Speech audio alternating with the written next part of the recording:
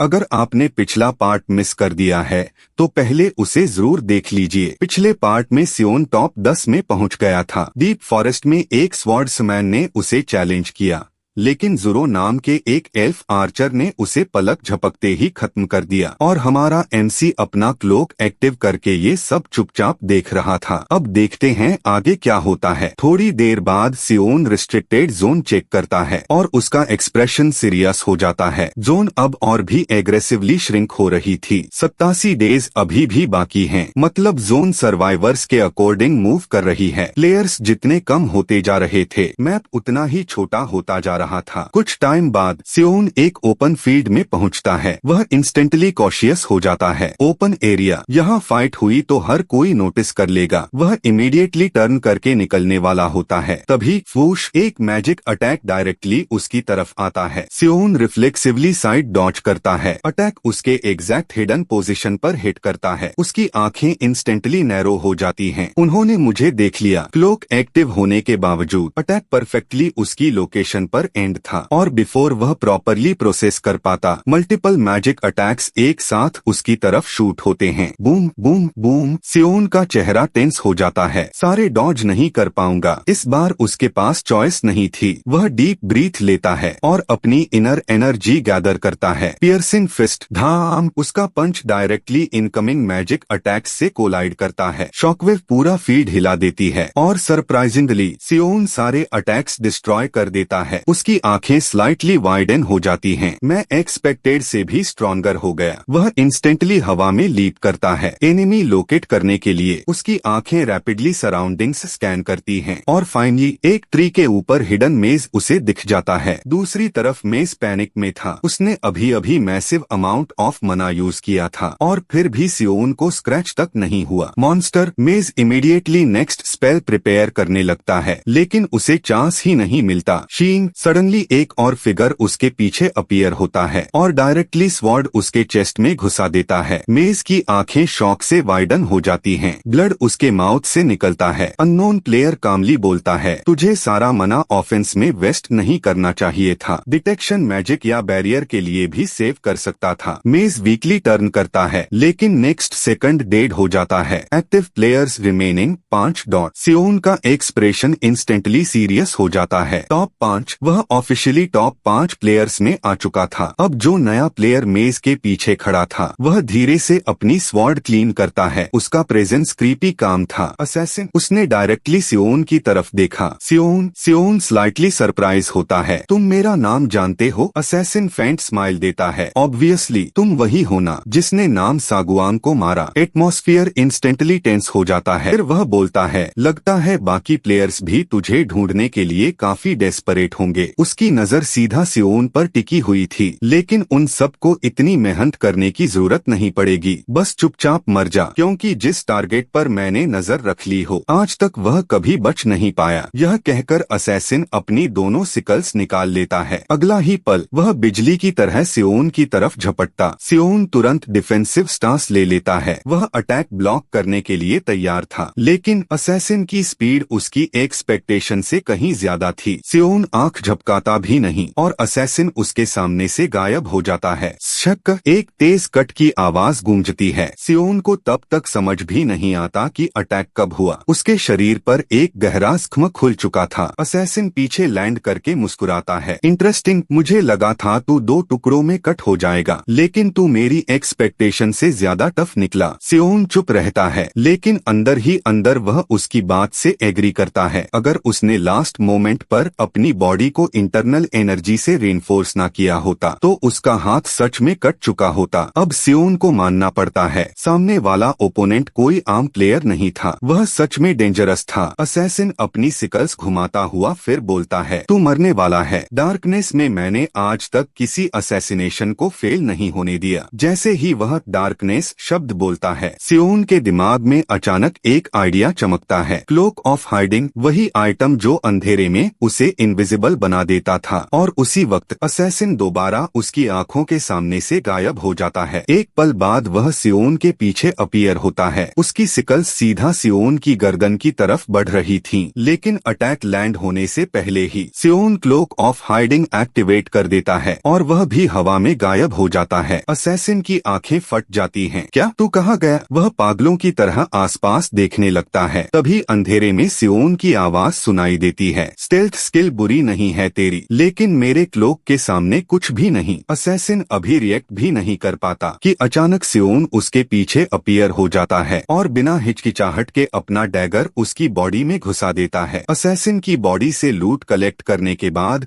सियोन ने ज्यादा देर वहां रुकना ठीक नहीं समझा। उसने हीलिंग स्क्रॉल्स और बाकी वैल्यूएबल आइटम्स तुरंत अपने सबस्पेस में डाल लिए। फिर उसकी नजर एक मार्शल आर्ट्स मैनुअल पर पड़ती है, शैडो क्लोन मैनुअल देखते ही उसकी आंखें चमक उठती हैं। यह कोई नॉर्मल टेक्निक नहीं थी। इस स्किल की मदद से यूजर अपने ही क्लोन्स क्रिएट कर सकता था, जो सिर्फ दिखावा नहीं बल्कि असली बैटल भी कर सकते थे। और सबसे डेंजरस बात यह थी कि क्लोन्स की क्वांटिटी डायरेक्टली यूजर की इंटरनल एनर्जी पर डिपेंड करती थी। सिस्टम उससे पूछता है, क्या आप शैडो क्लोन टेक्निक सीखना चाहते हैं? सियोन के चेहरे पर स्माइल आ जाती है। उसे तब एहसास होता है कि वह कितना लकी था। अगर असैसिन के पास इंटरनल एनर्जी होती और उसने यह टेक्निक प्रॉपरली लर्न कर ली होती तो शायद आज जिंदा सियोन नहीं होता। मैनुअल को सिक्योर करने के बाद उसने मेज की लूट चेक करनी शुरू की। वहां उसे एक और रेयर आइटम मिलता है, कार्मेन्स आइज, एक हाई टियर डिटेक्शन ग्रिमोयर। इस स्पेल की रेप्यूटेशन इतनी डेंजरस थी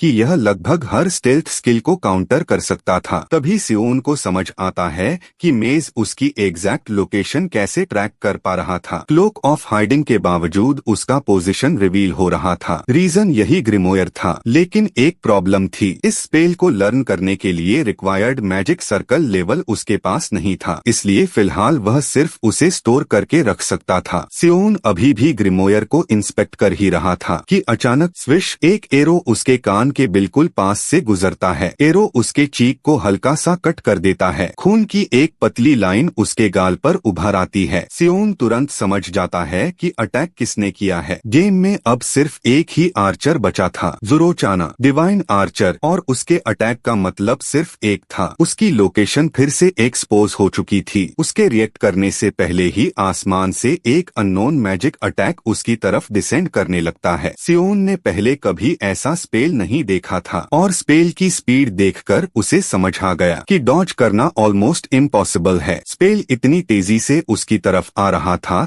कि सियोन के पास भागने का टाइम ही नहीं था। एक सेकंड के अंदर ही उसने डिसीजन ले लिया, अगर डॉज नहीं कर सकता तो उसे सीधा रोकना पड़ेगा। सियोन ने अपनी सारी इंटरनल एनर्जी एक ही पॉइंट पर कंसंट्रेट करनी शुरू कर दी। उसकी मुट्ठी के आसपास ची वायलेंटली गैदर होने लगती है। फिर वह अपनी स्ट्रॉन्गेस्ट टेक्निक एक्टिवेट करता है, अल्टीमेट पियर्सिंग फिस्ट। अगला ही पल सियोन अपनी पूरी ताकत के साथ पंच लॉन्च कर देता है। दोनों अटैक्स टकराते हैं। बूम, एक जबरदस्त एक्सप्लोजन पूरे एरिया को हिला देता है। शॉकवेव हर डायरेक्शन में फैल जाती है। सियोन अटैक को रोक तो लेता है, लेकिन उसकी प्राइस भी चुकानी पड़ती है। उसके हाथ और बॉडी पर इंजरीज आ जाती हैं। उसका सांस फूलने लगता है। तभी उसे एक और बात समझ आती है, एरो और मैजिक अटैक दोनों अलग डायरेक्शन से आए थे, मतलब उस पर एक नहीं दो अटैकर्स अटैक कर रहे थे। और उसे यह रियलाइजेशन होने के कुछ ही सेकंड्स बाद पीछे से एक और खतरा आ जाता है। एक स्वॉर्ड्समैन अचानक उसके ब्लाइंड स्पॉट में अपीयर होता है। स्वॉर्ड सीधा उसकी गर्दन की तरफ स्विंग किया जाता है। सियोन लास्ट मोमेंट पर बॉडी ट्विस्ट करके अटैक डॉच कर लेता है। स्वॉर्ड उसे मिस कर देता है। अब उसे फाइनली समझ आ चुका था, वह सिर्फ डबल टीम नहीं ट्रिपल टीम का शिकार हो चुका था। उसके सामने खड़े थे ज़ोरोचाना डिवाइन आर्चर, कायरॉन डेमन किंग का राइट हैंड और पावरफुल ब्लैक मेज, सेंटर क्रायन किंगडम का किंग। तीन मॉन्स्टर्स, तीन अलग अलग टॉप टियर प्लेयर्स, और तीनों का टारगेट सिर्फ एक था। सियोन सिचुएशन देखकर उसका दिमाग तेज गति से काम करने लगता है। सीधा फाइट करना सुसाइड था। अगर यह तीनों सच में टीम बना चुके होते तो उसके जीतने के चांसेस ऑलमोस्ट 0 होते। लेकिन फिर उसने एक इंटरेस्टिंग चीज नोटिस की। कायरॉन कैजुअली सेंटर्क को ग्रीट करता है, लेकिन सेंटर्क उसे रिस्पेक्ट देने के बजाय सीधा इंसल्ट कर देता है। उसके लिए कायरॉन सिर्फ एक ऑर्डिनरी ब्लैक मेज था। कायरॉन भी पीछे नहीं हटता। वह जवाब देता है कि स्टेटस से ज्यादा इम्पोर्टेंट रिवॉर्ड होता है और अगर टेम्पररी अलायंस से बेटर रिवॉर्ड्स मिलते हैं तो वह उसके लिए तैयार है। यह सुनकर सियोन के दिमाग में एक आइडिया आता है। यह लोग असली टीममेट्स नहीं थे, बस सर्कमस्टेंसेस की वजह से टेम्पररीली एक ही टारगेट पर फोकस कर रहे थे और अगर मौका मिला तो यह एक दूसरे को भी मार देंगे। इसी रियलाइजेशन के साथ सियोन धीरे से बुशेस के अंदर क्राउच करता है। उसका प्लान सिंपल था, क्लोक ऑफ हाइडिंग एक्टिवेट करो और क्वाइटली निकल जाओ। लेकिन कायरॉन उसे इतनी आसानी से भागने देने वाला नहीं था। सेंटर्क बोलता है कि सबसे पहले सियोन की स्टेल्थ एबिलिटी का सॉल्यूशन निकालना पड़ेगा। कायरॉन हल्का सा स्माइल करता है, जैसे उसके पास पहले से आंसर हो। वह अपने दोनों हाथ आसमान की तरफ उठाता है और एक पावरफुल स्पेल कास्ट करना शुरू करता है। अगले ही पल आसमान में एक छोटा सा आर्टिफिशियल सन क्रिएट हो जाता है। एक मिनी सन, उसकी रोशनी पूरे बैटलफील्ड को दिन की तरह ब्राइट कर देती है। एक भी शैडो बाकी नहीं बची, एक भी डार्क कॉर्नर नहीं बचा और उसी सेकंड सियोन का चेहरा सफेद पड़ जाता है, क्योंकि उसे समझ आ गया था क्लोक ऑफ हाइडिंग की सबसे बड़ी वीकनेस डार्कनेस के खत्म होते ही सामने आ गई थी। अब उसकी स्टेल्थ टेक्निक लगभग बेकार हो चुकी थी। पूरा बैटलफील्ड अब मिनीसन की रोशनी में नहा चुका था। हर शैडो गायब हो चुकी थी और उसके साथ ही सियोन का सबसे बड़ा एडवांटेज भी। क्लोक ऑफ हाइडिंग अब प्रैक्टिकली यूजलेस हो गया था। कायरॉन हल्का सा मुस्कुराता है। उसे लग रहा था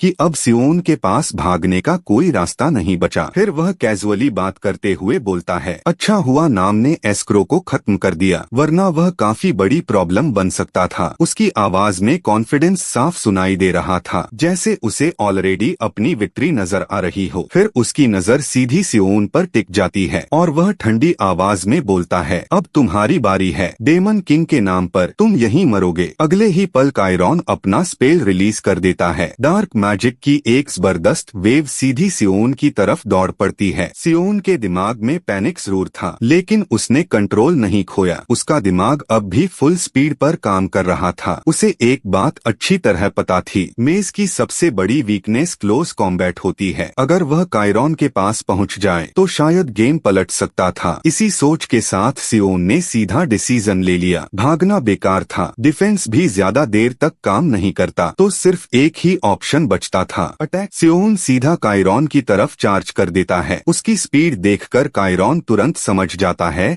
कि वह क्या प्लान कर रहा है। वह अपने स्पेल को और एग्रेसिवली पुश करता है। डार्क मैजिक की डिस्ट्रक्टिव एनर्जी और भी वायलेंट हो जाती है, लेकिन सियोन रुकता नहीं। उसने अपनी बॉडी के हर इंच को इंटरनल एनर्जी से कवर कर लिया। उसका पूरा शरीर ची से लपेट दिया गया था। उसके दिमाग में सिर्फ एक ही थॉट था, चाहे जो हो जाए मुझे उसके पास पहुंचना ही है। एक्सप्लोजन के अंदर घुसते ही उसे लगता है जैसे उसकी स्किन जल रही हो, मसल्स फट रहे हों, बोन्स टूट रहे हों, लेकिन फिर भी वह आगे बढ़ता रहता है। तभी सिस्टम की नोटिफिकेशन सामने फ्लैश करती है, cloak of hiding has been damaged dot, item can no longer be used until repaired dot. Notification देखकर सियोन का दिल डूब जाता है। क्लोक उसकी सबसे वैल्यूएबल आइटम्स में से एक थी और अब वह भी टूट चुकी थी। इंटरनल एनर्जी रैपिडली कंज्यूम हो रही थी, बॉडी ऑलरेडी डैमेज ले रही थी और क्लोक भी खत्म। सिचुएशन और खराब होती जा रही थी। कायरॉन को लगता है कि अब तक सियोन मर चुका होगा। आखिर इतना पावरफुल स्पेल सरवाइव करना ऑलमोस्ट इम्पॉसिबल था, इसलिए वह अटैक रोक देता है। लेकिन अगले ही सेकंड धुआं फटने लगता है और उसके बीच से एक खून से लथपथ फिगर बाहर निकलता है। सियोन, उसका पूरा शरीर इंजरीज से भरा हुआ था, कपड़े फट चुके थे, खून बह रहा था, लेकिन वह जिंदा था। और सबसे डेंजरस बात, वह कायरॉन के बिल्कुल पास पहुंच चुका था। कायरॉन की आंखें शॉक से फैल जाती हैं। उसे यकीन ही नहीं होता, लेकिन रिएक्शन देने में वह देर नहीं करता। वह तुरंत एक और स्पेल एक्टिवेट करता है। जमीन फट जाती है और डजन्स ऑफ अनडेड हैंड्स मिट्टी के अंदर से बाहर निकल आते हैं। लेकिन तभी सियोन ने अपनी नई टेक्निक एक्टिवेट कर दी, शैडो क्लोन। अगले ही पल सबकी आंखें फैल जाती हैं। एक और सियोन अचानक बैटलफील्ड पर अपीयर हो जाता है। कायरॉन एक सेकंड के लिए फ्रीज हो जाता है। उसने कभी एक्सपेक्ट नहीं किया था था कि सियोन के पास ऐसी स्किल होगी। उसे तो लगता था कि सियोन सिर्फ मार्शल आर्ट्स और इंटरनल एनर्जी पर डिपेंड करता है, लेकिन अब उसके सामने एक एग्जैक्ट कॉपी खड़ी थी और उसे समझ ही नहीं आ रहा था कि असली कौन है। यही कंफ्यूजन उसकी सबसे बड़ी गलती बन जाती है। सियोन का क्लोन सीधा उसकी तरफ डैश करता है। कायरॉन इंस्टिंक्टिवली पीछे हटने की कोशिश करता है, लेकिन उसके रिएक्ट करने से पहले ही स्टैब एक ब्लेड उसकी पीठ के आर पार निकल जाता है। कायरॉन की आंखें शॉक से फट जाती हैं, क्योंकि अटैक सियोन ने नहीं किया था, सेंटर्क ने किया था। सेंटर्क की स्वॉर्ड कायरॉन की बॉडी को छेदते हुए आगे निकल गई थी और उस स्वॉर्ड ने सामने खड़े सियोन क्लोन को भी पियर्स कर दिया। एक ही अटैक में दोनों हिट हो गए। कायरॉन खून थूकते हुए सेंटर्क की तरफ देखता है। उसकी आवाज गुस्से और डिसबिलीफ से भर जाती है। तुम खुद को किंग बोलते हो और पीछे से अटैक करते हो। लेकिन सेंटर्क के चेहरे पर सिर्फ एक ठंडी स्माइल थी। वह बिल्कुल गिल्टी नहीं लग रहा था। विक्ट्री से बड़ा कोई ऑनर नहीं होता। वैसे भी मैंने कब कहा था कि मैं तुम्हारे साथ टीम बनाऊंगा। कायरॉन को तब समझ आता है सेंटर्क ने कभी उसे एलाई माना ही नहीं था। उसने सिर्फ उसे टेम्पररीली यूटिलाइज किया था और अब जब उसका काम खत्म हो गया तो उसे एलिमिनेट कर दिया। कायरॉन गुस्से से कांप उठता है, लेकिन अब बहुत देर हो चुकी थी। उसकी बॉडी रैपिडली वीक हो रही थी। लाइफ उसकी आंखों से निकल रही थी। सेंटर्क उसका मजाक उड़ाते हुए बोलता है, थैंक्स, सियोन को हैंडल करने में तुमने काफी हेल्प कर दी। यह सुनकर कायरॉन की आंखों में और भी ज्यादा नफरत भर जाती है, लेकिन कुछ ही पल बाद उसका शरीर धीरे धीरे बेजान हो जाता है। कायरॉन एलिमिनेट हो चुका था। अब सेंटर्क अपनी स्वॉर्ड घुमाकर क्लिफ पर खड़े ज़ुरो की तरफ देखता है। अब बस हम दोनों बचे हैं। उसे लग रहा था कि सियोन भी खत्म हो चुका है, लेकिन ज़ुरो के चेहरे पर अजीब सी स्माइल आ जाती है। थोड़ा जल्दी सेलिब्रेट कर रहे हो? सेंटर्क कंफ्यूज हो जाता है। मतलब, और उसी सेकंड एक शैडो उसके बिल्कुल पास अपीयर होती है। बूम! एक जबरदस्त पंच सीधा सेंटर्क की बॉडी पर लैंड करता है। सेंटर्क हवा में उछल जाता है। उसकी आर्मर टूटने लगती है। पूरा शरीर मिसाइल की तरह उड़ता हुआ दूर जाकर वॉल में टकराता है। इम्पैक्ट इतना पावरफुल था कि एक एक्सप्लोजन जैसा इफेक्ट क्रिएट हो जाता है। धूल और पत्थर हर तरफ उड़ जाते हैं। सेंटर्क वॉल के अंदर धंस चुका था और उस अटैक के पीछे जो इंसान खड़ा था वह था असली सियोन। उनने पूरे वक्त अपनी पोजीशन हाइड करके रखी थी और सेंटर्क के गार्ड डाउन होते ही अटैक लॉन्च कर दिया। अब सिचुएशन पूरी तरह बदल चुकी थी। इसलिए फाइनल कॉन्टेंडर्स सामने खड़े थे, सियोन, ज़ुरो और सेंटर्क। फाइट अभी खत्म नहीं हुई थी। असल बैटल तो अब स्टार्ट होने वाली थी। ज़ुरो हल्का सा हंस पड़ता है। सच कहूँ तो मुझे लगा था तुम वाकई मर गए, लेकिन लगता है वह सिर्फ तुम्हारा क्लोन था। सियोन उसकी बात सुनकर बस ठंडी नजर से देखता है। बातें कम करो, अगर लड़ना है तो सीधा लड़ो। लेकिन ज़ुरो बिल्कुल भी जल्दी में नहीं था। वह आराम से खड़ा रहा और बोला, थोड़ा सब्र रखो, मेरे पास अभी एक और काम बाकी है। तभी धूल के बादल के अंदर से एक फिगर धीरे धीरे बाहर निकलता है। सेंटर उसका चेहरा खून से भरा हुआ था। आर्मर टूट चुकी थी, लेकिन उसकी आंखों में अब भी वही खतरनाक कॉन्फिडेंस था। उसे देखकर सियोन भी सरप्राइज हो जाता है। इतना पावरफुल अटैक खाने के बाद भी वह खड़ा था। सेंटर्क अपने चेहरे से खून साफ करता है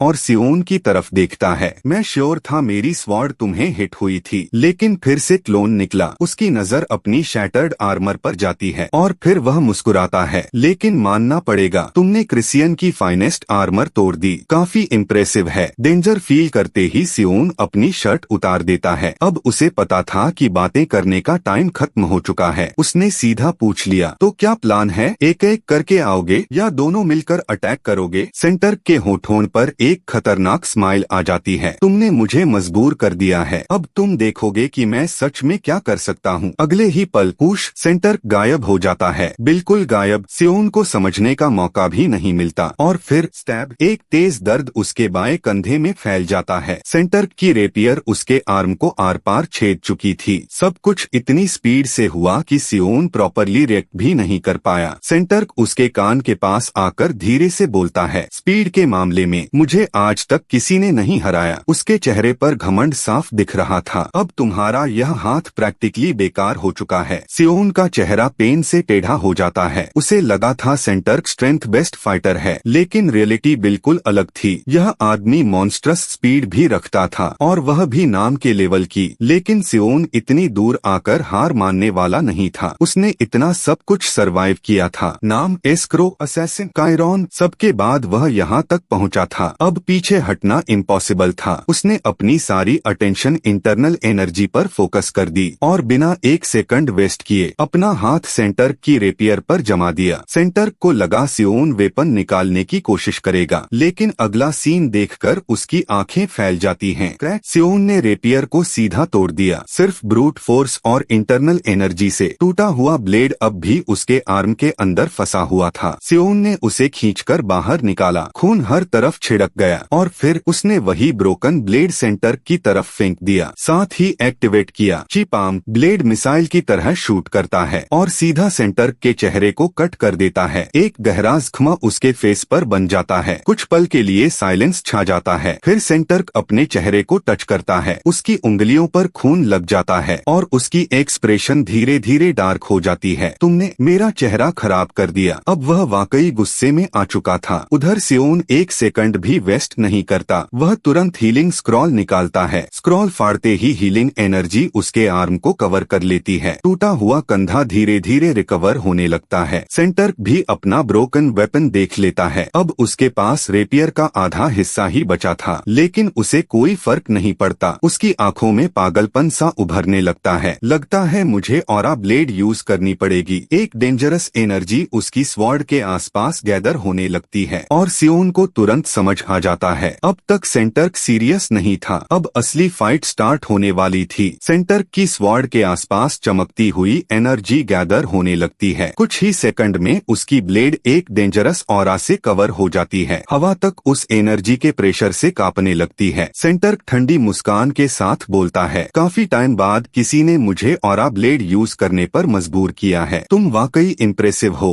सियोन। लेकिन सियोन भी पीछे हटने वाला नहीं था। वह धीरे से खड़ा होता है और अपनी सांस कंट्रोल करता है। अच्छा है, क्योंकि मैं भी अब सब कुछ यूज करने वाला हूँ। अगले ही पल उसने अपनी इंटरनल एनर्जी को पूरी तरह रिलीज कर दिया और एक्टिवेट किया शैडो क्लोन। एक क्लोन, दो क्लोन, तीन क्लोन और फिर एक के बाद एक और। कुछ ही पल में बैटलफील्ड पर टोटल 8 सियोन खड़े थे। हर क्लोन बिल्कुल ओरिजिनल जैसा, same face, same presence, same fighting stance. Centre एक सेकंड के लिए रुकता है, फिर हंसी निकल जाती है। कितनी इरिटेटिंग टेक्निक है, लेकिन उसके कॉन्फिडेंस में जरा भी कमी नहीं आती। उसे पूरा यकीन था कि आखिर में जीत उसकी ही होगी। उधर सियोन भी ताना मार देता है, तैयार रहना, आज फ्रॉड किंग को असली फाइट दिखाने वाला हूँ। सेंटर की आंखों में गुस्सा चमक उठता है, लेकिन वह सिर्फ मुस्कुराता है। फिर वक्त बर्बाद मत करो, चलो देखते हैं कौन बचता है। दोनों एक ही वक्त पर मूव करते हैं। बूम! जमीन फट जाती है। सियोन और उसके क्लोन्स हर डायरेक्शन से सेंटर पर टूट पड़ते हैं। सेंटर ऑरा ब्लेड घुमाता है। एक ही स्विंग में हवा चीर दी जाती है, लेकिन अटैक मिस हो जाता है क्योंकि असली सियोन पीछे नहीं था, एक क्लोन था। और उसी पल एक और सियोन उसके ब्लाइंड स्पॉट से आकर उसकी पीठ पर जबरदस्त पंच जड़ देता है। थर्ड सेंटर आगे झटका खा लेता है। वह तुरंत पलटकर अटैक करता है। स्वॉर्ड सीधा अटैकर को 2 टुकड़ों में काट देती है, लेकिन वह भी क्लोन निकलता है। सेंटर का चेहरा और ज्यादा बिगड़ जाता है। उसे समझ आ रहा था कि यह बैटल नॉर्मल नहीं होने वाली। हर क्लोन अटैक भी कर सकता था और हर क्लोन रियल बॉडी जैसा बिहेव कर रहा था। असली कौन है यह पहचानना लगभग इम्पॉसिबल था। सेंटर फाइनली डिसीजन लेता है, अगर असली बॉडी नहीं मिल रही तो सबको काट देता हूँ। ऑरा ब्लेड फिर चमकती है। अब उसका प्लान सिंपल था, हर क्लोन को डिस्ट्रॉय करो, आखिर में जो बचेगा वही असली होगा। लेकिन उसके सोचने से पहले ही एक और पंच उसके चेहरे पर लगता है। फिर एक किक साइड से आती है, फिर तीसरा अटैक पीछे से। हर तरफ से सियोन ही सियोन नजर आ रहा था। सेंटर पहली बार जेन्युइनली प्रेशर फील करने लगता है। उसे लग रहा था जैसे वह एक आदमी से नहीं पूरी आर्मी से लड़ रहा हो। तभी 2 क्लोन्स एक साथ उस पर चार्ज करते हैं। सेंटर तुरंत पीछे जंप करता है और ऑरा ब्लेड रिलीज कर देता है। शक! दोनों क्लोन्स एक ही स्ट्राइक में डिस्ट्रॉय हो जाते हैं। उनकी बॉडीज हवा में बिखर जाती हैं। सेंटर हल्की सी स्माइल करता है, समझ गया, अटैक पावर ठीक है लेकिन ड्यूरेबिलिटी बकवास है। अब बैटलफील्ड पर सिर्फ कुछ क्लोन्स बचे थे और सेंटर को लगने लगा था कि विक्ट्री उसके करीब है। लेकिन एक और प्रॉब्लम थी, उसकी ऑरा ब्लेड अनलिमिटेड नहीं थी। स्किल का ड्यूरेशन रैपिडली खत्म हो रहा था। उसके पास ज्यादा वक्त नहीं बचा था। दूर क्लिफ क्लिफ पर खड़ा ज़ोरो पूरी फाइट ऑब्जर्व कर रहा था। उसकी आंखों में भी सरप्राइज था। उसने कभी एक्सपेक्ट नहीं किया था कि सेंटर्क को इतनी मुश्किल होगी। तभी सेंटर्क गुस्से में चीखता है, बस देखते ही रहोगे? यहाँ आओ और मेरी हेल्प करो, हम दोनों मिलकर इसे खत्म कर देते हैं। वह ज़ोरो को लालच भी देता है, मैं जीत गया तो जो मांगोगे दे दूंगा। लेकिन ज़ोरो सिर्फ हल्का सा मुस्कुराता है और शांत आवाज में बोलता है, अपने ओपोनेंट पर ध्यान दो। सेंटर्क पलटकर देखता है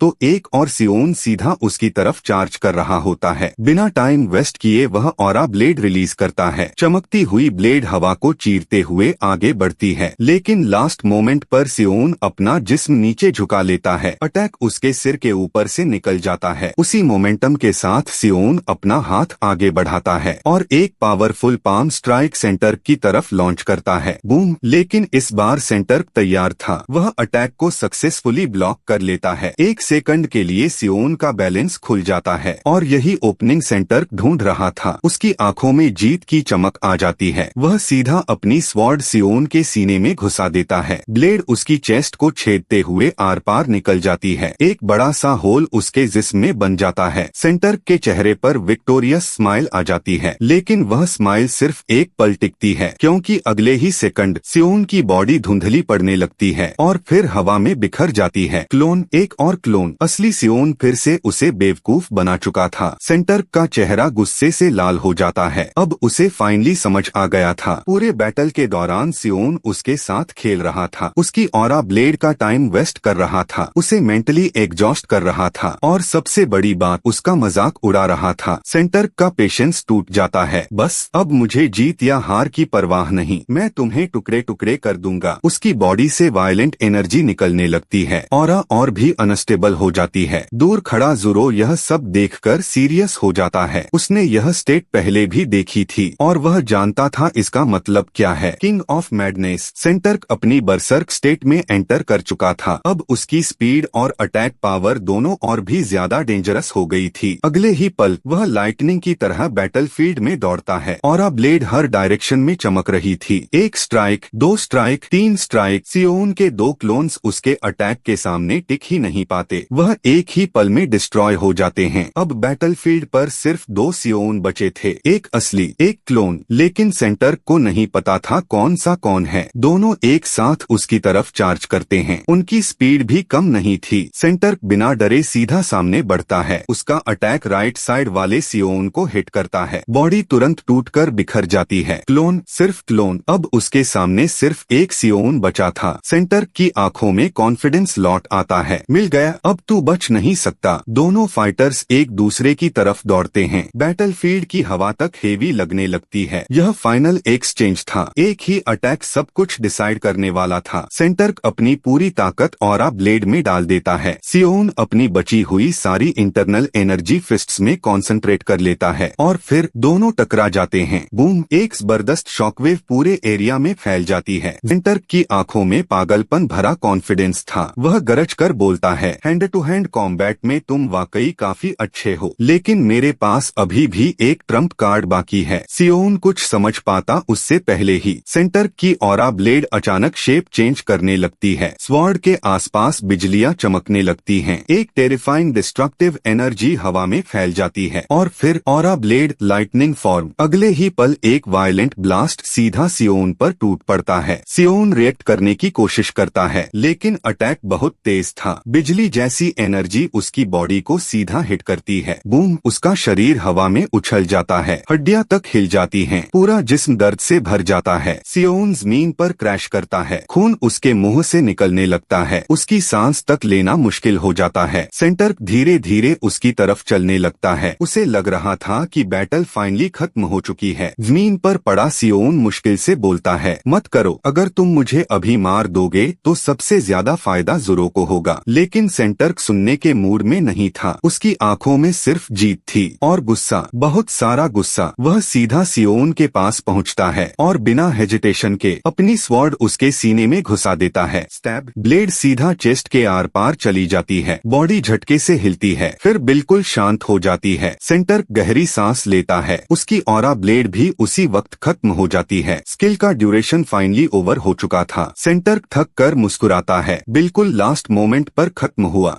लेकिन मैं जीत गया। उसे लग रहा था सब कुछ खत्म हो गया है, लेकिन फिर एक अजीब सी फीलिंग उसके अंदर उठती है। कुछ गलत था, बहुत गलत। उसने सियोन को मार तो दिया था, लेकिन उसे वह फीलिंग नहीं आई जो किसी रियल एनिमी को फिनिश करने पर आती है। 1 सेकंड, 2 सेकंड और फिर उसकी आंखें फैल जाती हैं। नहीं, तभी सेंटर रिएक्ट कर पाता उससे पहले ही। सियोन उसका सर दोनों हाथों से पकड़ लेता है और अपनी बची हुई सारी इंटरनल एनर्जी रिलीज कर देता है। क्रैक, एक हॉरिफाइंग आवाज बैटलफील्ड में गूंज उठती है। सेंटर का सर अंदर की तरफ क्रश हो जाता है। सेंटर वहीं खत्म हो जाता है। सियोन गहरी सांस लेता है। उसका पूरा शरीर दर्द से भर चुका था। वह खुद मान लेता है, अगर उसने क्लोन्स के थ्रू सेंटर को एग्जॉस्ट न किया होता तो शायद यह बैटल वह कभी नहीं जीत पाता। अब बैटलफील्ड पर सिर्फ 2 प्लेयर्स बचे थे, सियोन और ज़ोरो। क्लिफ पर खड़ा ज़ोरो धीरे से ताली बजाता है। उसके चेहरे पर इम्प्रेस्ड स्माइल थी। सच कहूँ, मैंने एक्सपेक्ट नहीं किया था कि तुम वाकई सेंटर को हरा दोगे। सियोन ने उसकी तरफ घूर कर देखा। उसे अच्छी तरह समझ आ रहा था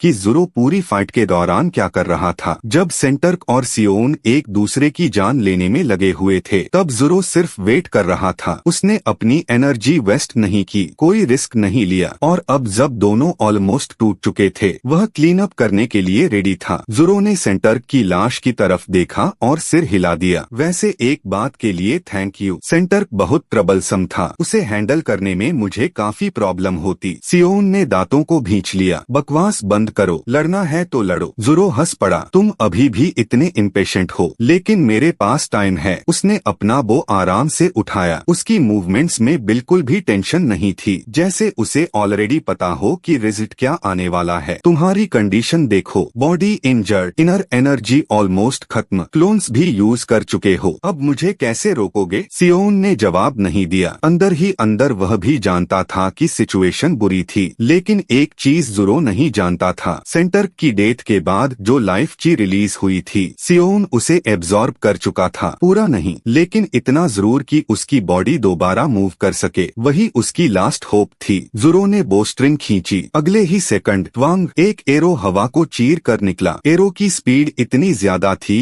कि नॉर्मल इंसान उसे देख भी नहीं सकता था, लेकिन सियोन ने लास्ट सेकंड पर अपनी बॉडी साइड में घुमा दी। एरो उसके गाल को स्क्रैच करता हुआ निकल गया। ने अचानक शैडो क्लोन एक्टिवेट कर दिया। उसके आसपास मल्टीपल फिगर्स अपीयर हो गईं। ज़ोरो ने उन्हें देखकर भौहें सिकोड़ी। फिर से यह एनोइंग टेक्निक, वह धीरे से बोला। अगला मोमेंट सारे क्लोन्स अलग अलग डायरेक्शन से उसकी तरफ दौड़ पड़े। किसी ने सीधा अटैक किया, किसी ने फ्लैंक करने की कोशिश की, किसी ने पीछे से अप्रोच किया, लेकिन ज़ोरो पैनिक नहीं हुआ। ज़ोरो ने एक और एरो निकाला। इस बार उसकी नजर सीधा एक स्पेसिफिक सियोन पर टिक गई। ट्वांग, एरो हवा को चीर कर निकला। एरो उसके पैर में घुस गया। धड़ाम, वह जमीन पर गिर पड़ा। दर्द की एक तेज लहर उसके पूरे बॉडी में दौड़ गई। क्लोन्स भी उसी वक्त डिसअपियर हो गए। ज़ोरो ने बो नीचे किया। उसके चेहरे पर एक हल्की सी स्माइल थी। पकड़ लिया। सियोन ने गुस्से से उसकी तरफ देखा। कैसे कैसे पता चला? ज़ोरो धीरे धीरे उसकी तरफ चलने लगा। गेस किया, उसने कैजुअल टोन में कहा। सियोन को उसकी बात पर यकीन नहीं हुआ। यह कोई गेस नहीं था, इतना एक्यूरेट गेस इम्पॉसिबल था, लेकिन ज़ोरो बस मुस्कुराता रहा। सच बताए या ना बताए, अब उसे कोई फर्क नहीं पड़ता था। सियोन जमीन पर पिंड था। उसके पैर में एरो घुसा हुआ था। बॉडी ऑलरेडी इंजरीज से भरी हुई थी और इनर एनर्जी भी लगभग खत्म हो चुकी थी। ज़ोरो ने एक और एरो निकाला। इस बार उसने डायरेक्टली सियोन के सिर को टारगेट किया। इम्प्रेसिव था। उसने कहा, तुम बहुत दूर तक आए, टॉप 2 तक पहुंचना कोई छोटी बात नहीं, मैं तुम्हें रिस्पेक्ट देता हूँ। पाश, एरो सीधा सियोन के सिर में घुस गया। उसकी आंखें एक सेकंड के लिए फैल गईं, फिर उसकी बॉडी धीरे धीरे ढीली पड़ गई। गेम के अंदर उसका सफर वहीं खत्म हो गया। अचानक सब कुछ अंधेरा हो गया। ना बैटलफील्ड, ना हवा, ना दर्द, ना खून। जब सियोन ने दोबारा आंखें खोली तो वह एक अजीब सी व्हाइट स्पेस में खड़ा था। उसने आसपास देखा। यह वही वेटिंग रूम था जहां से गेम शुरू हुआ था। कुछ सेकंड्स तक वह चुप खड़ा रहा, फिर उसने जोर से गाली दी। साला, मैं इतनी मेहनत करने के बाद भी हार गया। उसे सबसे ज्यादा फ्रस्ट्रेशन इस बात की थी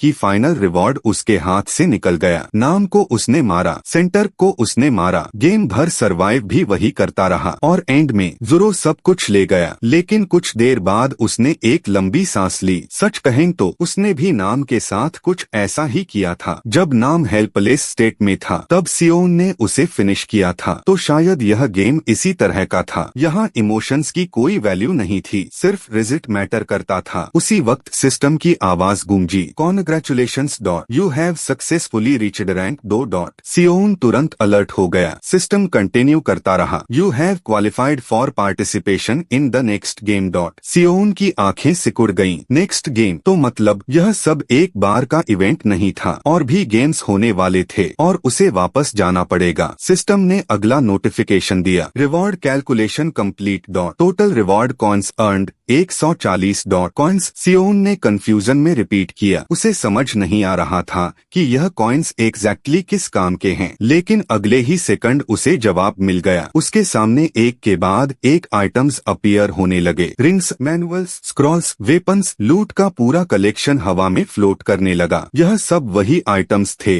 जो उसने गेम के दौरान कलेक्ट किए थे। सिस्टम ने एक्सप्लेन किया, reward coins can be used to purchase acquired items dot. अब सियोन को सब समझ आ गया। गेम के आइटम्स को रियलिटी में ले जाने के लिए कॉइन्स खर्च करने पड़ेंगे। वह तुरंत प्राइसेस चेक करने लगा और अगले ही सेकंड उसकी आंखें फट गईं। शैडो क्लोन मैनुअल 130 कॉइन्स, साला यह तो मेरी पूरी सेविंग्स खा जाएगा। उसके पास टोटल 140 कॉइन्स थे और एक मैनुअल ही 130 का था। लेकिन फिर एक और नोटिफिकेशन आया, top 5 survivors qualify for the reward roulette dot. Seon तुरंत इंटरेस्टेड हो गया। Second place reward 2 spins dot. इस बार उसकी आंखों में एक्साइटमेंट आ गई। अगर लक अच्छी रही तो वह एक्सपेंसिव आइटम्स फ्री में जीत सकता था। रूलेट व्हील उसके सामने अपीयर हो गया। व्हील घूमना शुरू हुआ। सियोन की नजर तुरंत शैडो क्लोन पर टिक गई। बस यही दे दे, बस यही दे दे। वह लिटरली व्हील से भीख मांग रहा था। व्हील धीरे धीरे स्लो हुआ और शैडो क्लोन के पास से निकल गया। सियोन का चेहरा लटक गया। व्हील रुक गया। एस्क्रोज नेकलेस। उसने दोनों हाथों से अपना सिर पकड़ लिया। यह क्या बकवास है। गेम भर लेजेंडरी आइटम्स लूटने के बाद रूलेट ने सबसे सस्ता आइटम दे दिया था। उसका दिल टूट गया। लेकिन फिर उसे याद आया, अभी एक स्पिन बाकी था और यह उसका लास्ट चांस था। इस बार वह और भी ज्यादा सीरियस हो गया। व्हील दोबारा घूमना शुरू हुआ। इस बार उसका दिल जोर जोर से धड़क रहा था। व्हील सबस्पेस रिंग के पास से निकला, फिर दूसरे आइटम्स के पास से और धीरे धीरे शैडो क्लोन के स्लॉट की तरफ बढ़ने लगा। सियोन की सांसें रुक गईं। व्हील और स्लो हुआ और फिर रुक गया। Shadow clone manual. एक सेकंड के लिए सियोन को यकीन ही नहीं हुआ। फिर वह लिटरली उछल पड़ा। यस सर, मिल गया। उसकी खुशी का कोई ठिकाना नहीं था। 130 कॉइन्स बच गए थे और अब वह उन कॉइन्स को दूसरे यूजफुल आइटम्स पर खर्च कर सकता था। सिस्टम ने मैनुअल उसके इन्वेंटरी में ट्रांसफर कर दिया और सियोन का चेहरा फाइनली खुशी से चमक उठा। शैडो क्लोन मैनुअल मिलते ही सियोन का मूड पूरी तरह बदल गया। अब जो चीज उसे 130 कॉइन्स में खरीदनी पड़ती वह उसे फ्री में मिल चुकी थी। मतलब उसके पास अब भी काफी कॉइन्स बचे हुए थे और उन कॉइन्स से वह और भी यूजफुल आइटम्स ले सकता था। सियोन तुरंत शॉपिंग मोड में चला गया। उसने अपनी लूट को एक एक करके चेक करना शुरू किया। हर आइटम को ध्यान से देखा, उसकी यूटिलिटी समझी और फिर कैलकुलेट किया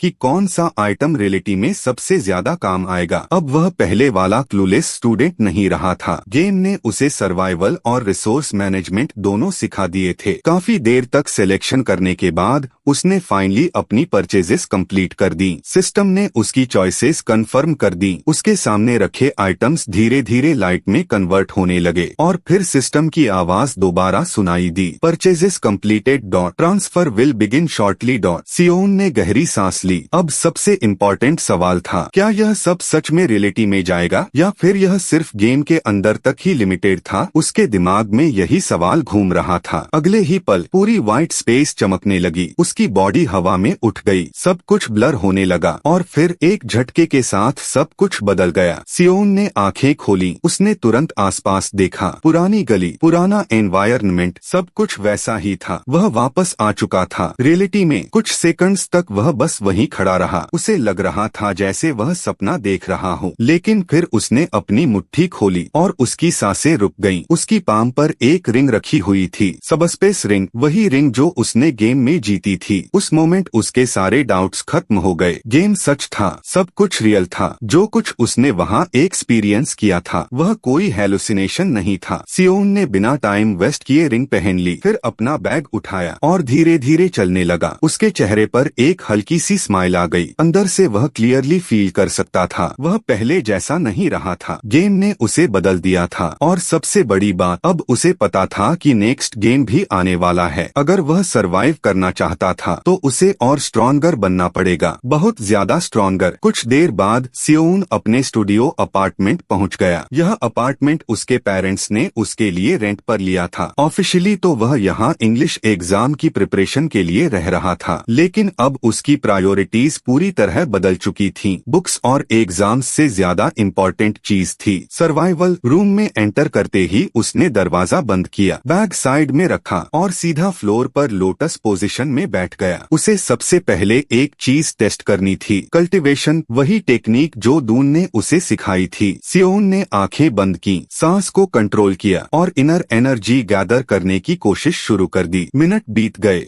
उसे जल्दी ही एहसास हुआ कि उसका एनर्जी कोर पूरी तरह खाली हो चुका है। वह सोचने लगा कि क्या फाइनल बैटल के दौरान उसने अपनी सारी इनर एनर्जी खर्च कर दी थी। सियोवून ने फैसला किया कि बूढ़े आदमी ने उसे जो कल्टीवेशन सिखाई थी वही करना सबसे सही रहेगा, ताकि वह जितनी हो सके उतनी इनर एनर्जी वापस हासिल कर सके। कल्टीवेशन शुरू करते हुए उसे उस बूढ़े आदमी की बातें याद आने लगीं। गेम के अंदर उस बूढ़े ने उससे कहा था कि वह देखना चाहता है कि क्या सियोवून सच में उसकी तरह ताकतवर बनने के लायक है या नहीं। लगभग 4 घंटे तक लगातार कल्टीवेशन करने के बाद सियोवून झुंझलाहट में कराह उठा। उसने जितनी इनर एनर्जी इकट्ठी की थी वह बेहद कम थी। तभी उसे समझ आया कि असली दुनिया गेम से बिल्कुल अलग है। अगर इसी रफ्तार से इनर एनर्जी बढ़ती रही तो उसके शरीर में थोड़ी सी ताकत महसूस करने में भी कई साल लग जाएंगे। यह सोचकर सियोवून ने और समय बर्बाद न करने का फैसला किया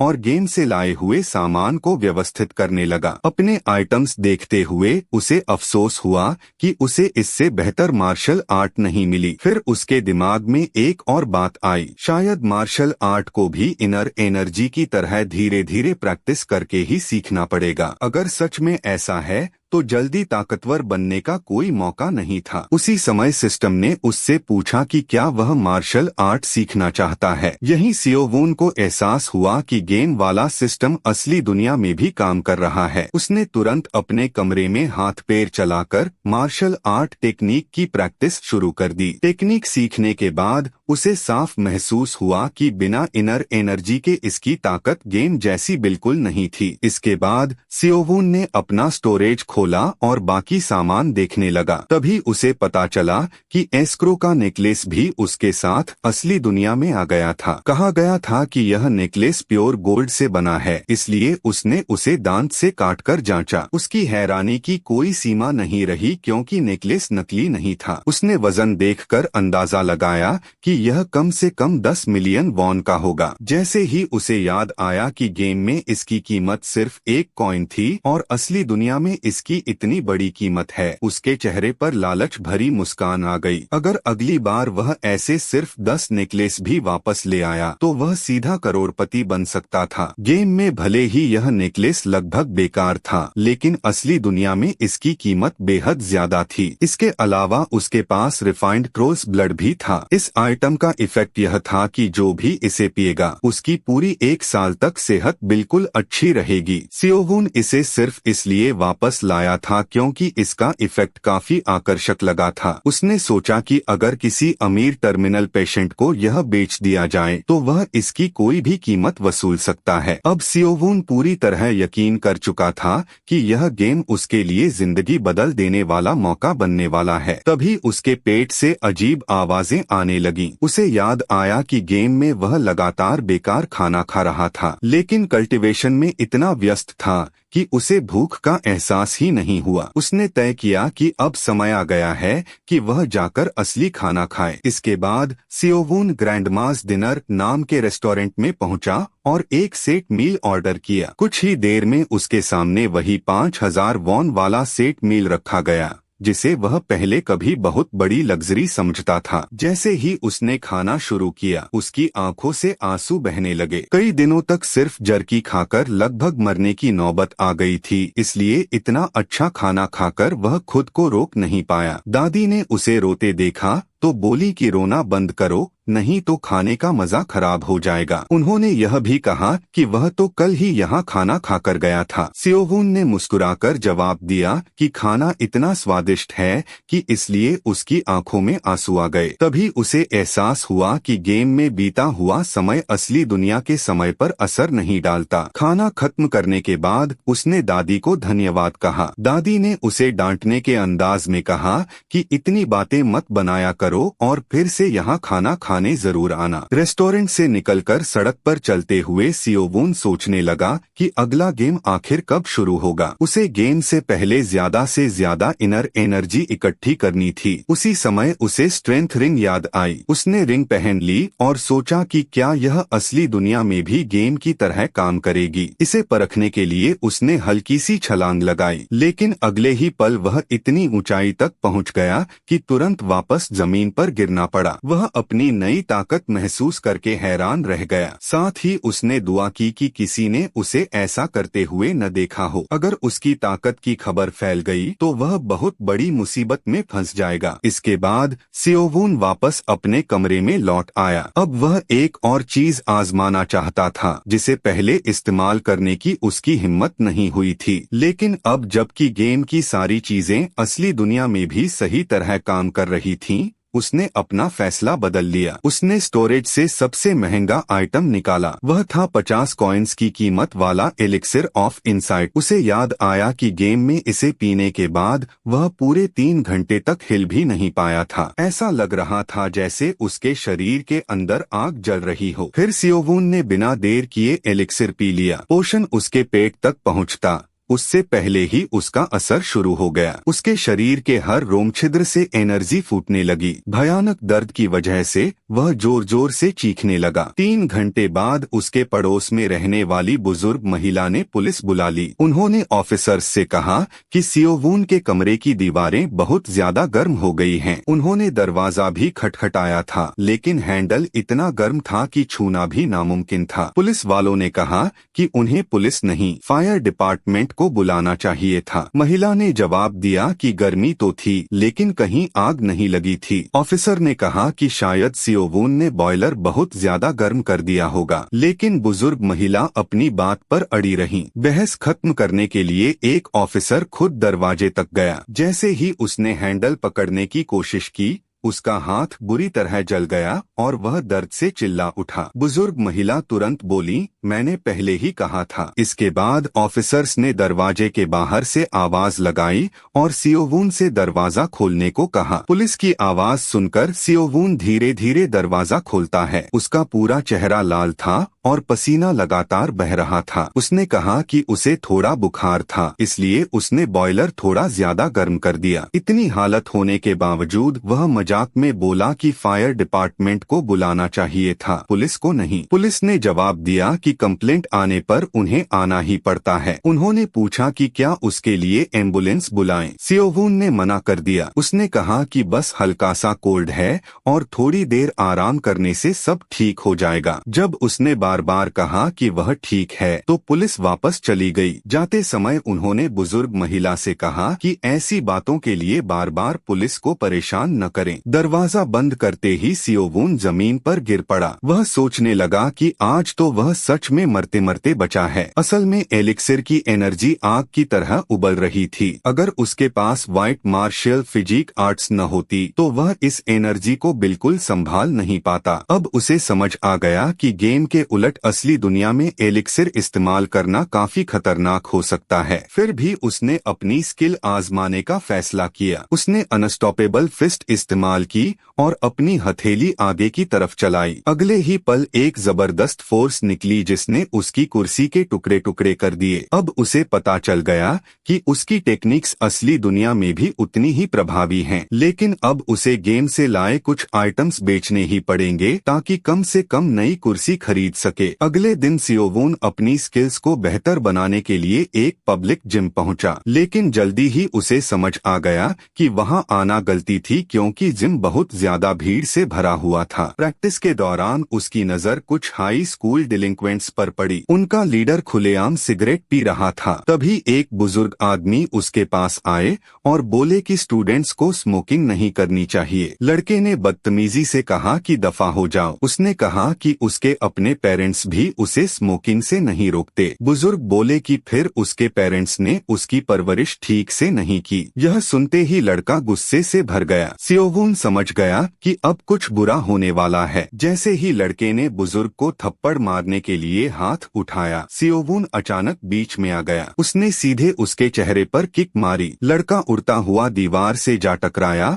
और वहीं बेबस होकर गिर पड़ा। सियोवून ने उसे डांटते हुए कहा कि चाहे बुजुर्ग ने कुछ भी कहा हो, उसे मारने का उसे कोई हक नहीं है। तभी वहां एक बड़ा सा लड़का पहुंचा। वह भी उसी गैंग का डिलिंक्वेंट था। सियोवून समझ गया कि मामला अब उसकी उम्मीद से ज्यादा बिगड़ने वाला है। असल में जिसे उसने किक मारी थी वह उस बड़े लड़के का छोटा भाई था। बड़े भाई ने पूछा कि क्या उसी ने उसके भाई की यह हालत की है। सियोवून ने शांत होकर जवाब दिया कि गलती पहले उसके भाई की थी क्योंकि उसने बुजुर्ग की बिल्कुल इज्जत नहीं की। उसने कहा कि हाई स्कूल स्टूडेंट्स को यह सिखाया जाना चाहिए कि पब्लिक में स्मोकिंग करना गलत है और इसके लिए मुसीबत भी हो सकती है। फिर सियोवून हंसते हुए बोला कि उसे अपने छोटे भाई की परवरिश बेहतर करनी चाहिए थी। उसने माना कि शायद उसने थोड़ा ज्यादा कर दिया, लेकिन उसके पास और कोई रास्ता भी नहीं था। सियोवून अभी बात ही कर रहा था कि बड़ा भाई सीधे उस पर पंच मार देता है, लेकिन सियोवून आसानी से अटैक डॉज कर लेता है। उसके जवाब में वह एक पंच मारता है। इतनी जोरदार ताकत थी कि बड़ा लड़का दूर जाकर गिरता है। वह दर्द से कराहते हुए खून खांसने लगता है। यह देखकर सियोवून घबरा जाता है क्योंकि उसने अपनी ताकत सही तरह कंट्रोल नहीं की थी। लेकिन बड़ा भाई हार मानने वालों में से नहीं था। उसने तुरंत बटरफ्लाई नाइफ निकाल ली और चिल्लाया कि वह सियोवून को मार डालेगा। यह देखकर सियोवून सोचता है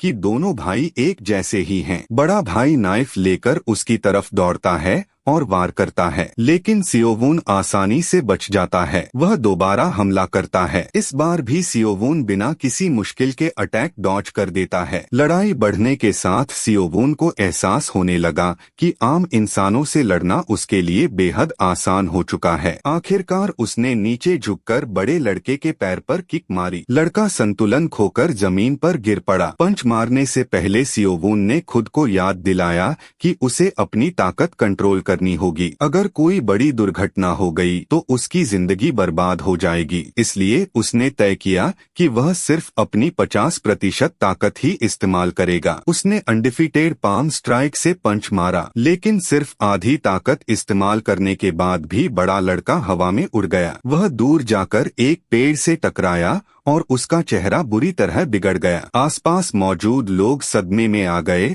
और तुरंत तस्वीरें लेने लगे, लेकिन सबसे ज्यादा शौक खुद सियोवून को लगा। उसका ऐसा करने का बिल्कुल इरादा नहीं था। वह घबराकर बेहोश पड़े लड़के से मजाक में बोला कि अब नाटक बंद कर दे। इसके बाद वह दोनों भाइयों के पास गया और उन्हें चेतावनी दी कि आज के बाद ठीक से व्यवहार करें। मामला और ज्यादा बिगड़ने से पहले ही सियोवून वहां से जल्दी निकल गया। रास्ते में चलते हुए उसे अपने फैसले पर पछतावा होने लगा। अगर दोनों भाइयों में से कोई मर जाता तो उसकी जिंदगी खत्म हो जाती। अब उसे समझ आ गया कि अपनी ताकत को पूरी तरह कंट्रोल करने के लिए सही ट्रेनिंग की जरूरत है। 1 महीना बीत गया। सियोवून अपने कमरे में मेडिटेशन कर रहा था कि तभी उसकी माँ का फोन आया। उन्होंने पूछा कि क्या उसने खाना खा लिया है। उन्होंने कहा कि काफी समय से उससे बात नहीं हुई थी, इसलिए उन्हें चिंता होने लगी थी। उन्होंने एकेडमी के बारे में पूछा। सियोवून ने जवाब दिया कि सब ठीक चल रहा है। वह अपनी माँ को यह नहीं बता सकता था कि पढ़ाई की जगह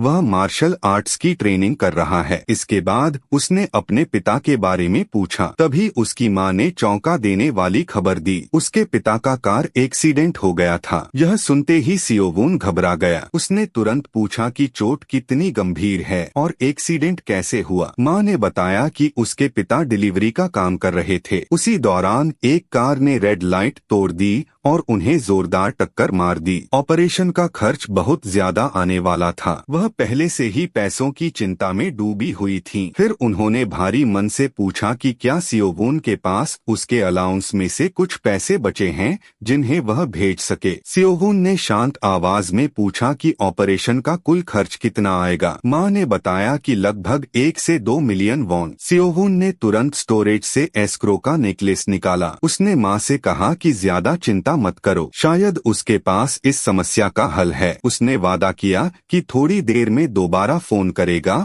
और तुरंत कमरे से निकल गया। रास्ते में चलते हुए वह सोचने लगा कि उसके माता पिता ने पूरी जिंदगी एक किराए के घर से दूसरे किराए के घर तक भटकते हुए बिताई। उसके पिता उससे भी ज्यादा मेहनत करते थे जितना उसने कभी किसी को करते देखा था, लेकिन उम्र बढ़ने के साथ उनकी कमाई कम होती गई। उनकी नौकरी आसानी से बदली जा सकती थी, इसलिए उन्हें बार बार काम बदलना पड़ता था। यह सब याद करते हुए सियोवून की आंखों से आंसू बहने लगे। उसे लगा कि बचपन से ही वह अपने परिवार पर एक बोझ रहा है, लेकिन अब वह ऐसा बेटा बनकर नहीं रहेगा। कुछ देर बाद वह एक ज्वेलरी शॉप पहुंचा। उसने वहां की अटेंडेंट से पूछा कि यह नेकलेस कितने का होगा। महिला ने नेकलेस ध्यान से देखा। उन्होंने कहा कि इसकी क्राफ्ट्समैनशिप शानदार है, लेकिन यह लोकल आइटम नहीं लगता। सियोवून झूठ बोलते हुए बोला कि यह उनके परिवार में 5 पीढ़ियों से चला आ रहा है। महिला कुछ और कहती उससे पहले ही उसने सीधा पूछा कि इसकी कीमत कितनी है। महिला ने पूछा कि क्या वह सच में इसे शॉप पर ही बेचना चाहता है, हो सकता है बाहर कहीं इसकी और ज्यादा कीमत मिले। सियोवून ने बताया कि उसके पिता की इमरजेंसी सर्जरी होनी है। वह नेकलेस बेचना नहीं चाहता था, लेकिन उसके पास कोई और विकल्प नहीं था। उसकी मजबूरी देखकर और ऑथेंटिसिटी सर्टिफिकेट न होने के बावजूद महिला ने उसकी मदद करने का फैसला किया। कुछ देर बाद डील पूरी हो गई। सियोवून को 10 मिलियन वॉन से भी ज्यादा पैसे मिले। उसे भरोसा था कि फिलहाल उसके माता पिता को पैसों की कोई कमी नहीं रहेगी। वह अटेंडेंट के चेहरे की खुशी देखकर समझ गया कि उसने नेकलेस कम कीमत पर बेच दिया है, लेकिन उसे इसका बिल्कुल अफसोस नहीं था। उसे तुरंत पैसों की जरूरत थी। अब उसने तय किया कि अगली बार गेम से लाए हुए आइटम्स बेचने का और बेहतर तरीका ढूंढेगा। इसके बाद उसने अपनी माँ के अकाउंट में पैसे भेज दिए और उन्हें फोन करके इसकी जानकारी दी। इतनी बड़ी रकम देखकर उसकी माँ दंग रह गईं। उन्होंने पूछा कि उसके पास इतने पैसे कहाँ से आए। उन्हें डर था कि कहीं उसने लोन तो नहीं लिया, लेकिन सियोवून ने झूठ बोल दिया कि यह आर्मी में रहते हुए उसकी बचाई हुई रकम का हिस्सा है। उसकी माँ ने उसे परेशान करने के लिए माफी मांगी, लेकिन सियोवून ने कहा कि चिंता की कोई बात नहीं है। उसने वादा किया कि वह जल्द ही हॉस्पिटल आएगा। इसके बाद सियोवून ट्रेन से वापस घर लौट रहा था। रास्ते में उसने कुछ लोगों को एक वायरल वीडियो की बात करते सुना। वीडियो में एक आदमी अपनी हथेली से फायरबॉल छोड़ रहा था। इसे देखकर बाकी सभी लोग हैरान थे, लेकिन सियोवून नहीं। वह तुरंत समझ गया कि यह कोल सर्वाइवल का स्पेल है, लेकिन अगले ही पल उसके माथे पर ठंडा पसीना आ गया। उसे एहसास हुआ कि कोरिया में सिर्फ वही नहीं है जिसे इस गेम में ले जाया गया था। अचानक वह वीडियो इंटरनेट से फिर डिलीट हो गया। लोग बात करने लगे कि हर बार अपलोड होने के बाद वह वीडियो तुरंत डिलीट हो जाता है। उसी समय एक एजेंसी के अंदर अफरा तफरी मची हुई थी। बॉस अपने सबॉर्डिनेट्स से पूछता है कि आखिर चल क्या रहा है। वे बताते हैं कि सर्वाइवर्स की संख्या अचानक बहुत तेजी से बढ़ गई है। इसी वजह से उन सब पर नजर रखना बेहद मुश्किल हो गया है। यह सुनते ही बॉस गुस्से में एशट्रे उठाकर बोलने वाले आदमी पर फेंक देता है। वह चिल्लाकर कहता है कि जितने सर्वाइवर्स बढ़े हैं उतने ही एजेंट्स भी बढ़ने चाहिए थे। वह यह भी आदेश देता है कि जो आदमी बार बार यह वीडियो अपलोड कर रहा है उसे तुरंत पकड़कर लाया जाए। उसे लगता है कि वह सिर्फ अटेंशन पाने की कोशिश कर रहा है। एजेंट भरोसा दिलाता है कि वह ऐसा करेगा, लेकिन बॉस फिर चिल्लाता है कि पहले खून बहाना बंद करे। अगर उसके कारपेट पर खून गिरा तो वह उसे जान से मार देगा। एक दूसरा एजेंट घायल आदमी के पास आता है और अपनी हीलिंग पावर से उसका इलाज करने लगता है। आखिर में बॉस अपने सभी अंडरलिंग्स पर चिल्लाता है और उन्हें तुरंत निकलकर हालात कंट्रोल करने का आदेश देता है। एक और महीना गुजर गया। इस दौरान सियोवून ने ट्रेनिंग एक दिन के लिए भी नहीं छोड़ी। अब उसने काफी अच्छी मात्रा मात्रा में इनर एनर्जी जमा कर ली थी। इतना ही नहीं,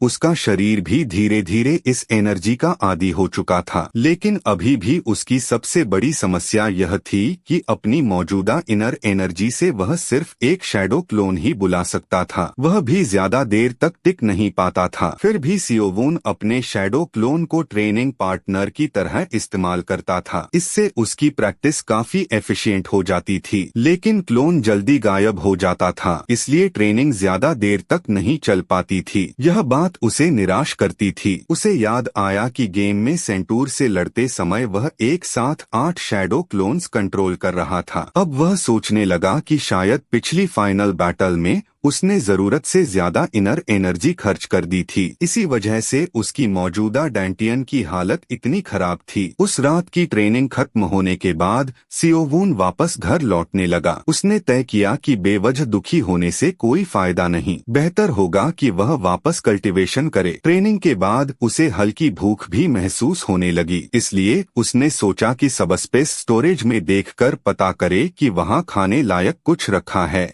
या नहीं। वह अपना स्टोरेज देख ही रहा था कि अचानक तेज रोशनी उसके ऊपर पड़ी। अगले ही पल वह सीधे गेम लॉबी में पहुंच गया। वहां पहले से ही कई प्लेयर्स मौजूद थे। चारों तरफ देखते हुए सियोवून ने महसूस किया कि इस बार कुछ लोग बिल्कुल उसी तरह घबराए हुए दिख रहे थे जैसे पहली बार गेम में आने पर वह खुद था। वह अभी भी यही सोच रहा था कि क्या वह सच में फिर से गेम की दुनिया में आ गया है। तभी उसकी स्क्रीन पर एक थैंक यू मैसेज दिखाई दिया। सिस्टम ने घोषणा की कि अब गेम का ट्यूटोरियल समझाया जाएगा। यह देखकर सियोवून हैरान रह गया। पिछली बार तो ट्यूटोरियल पूरी तरह स्किप कर दिया गया था। वह मुस्कुराने लगा। इसका मतलब था कि इस बार काफी नए बिगिनर्स गेम में आए हैं। तभी उसने ऊपर देखा। एक कोरियन हाई स्कूल स्टूडेंट एक विशाल स्टैचू के ऊपर बैठा हुआ था। उसकी यूनिफॉर्म देखकर सियोवून समझ गया कि वह कोरिया का स्टूडेंट है, लेकिन उसने उसे पूरी तरह इग्नोर कर दिया। उसे लगा कि वह लड़का सिर्फ अटेंशन पाने के लिए ऑरा फार्म कर रहा है, जो आजकल के हाई स्कूल स्टूडेंट्स की आम आदत होती है। फिर भी सियोवून को यकीन था कि यह लड़का पहले भी यह गेम खेल चुका है।